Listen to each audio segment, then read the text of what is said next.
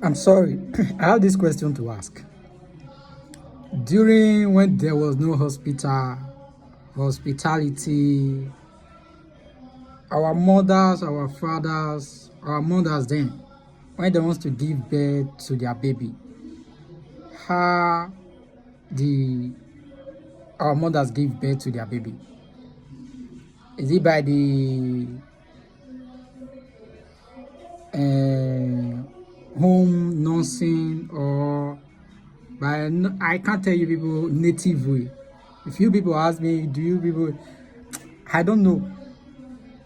During our mother, when our mother wants to give birth, then when there was no hospital, how do our mother give birth to their children? Is their children healthy? Is their children fine? Are they living peacefully? Have you people asked yourself that question?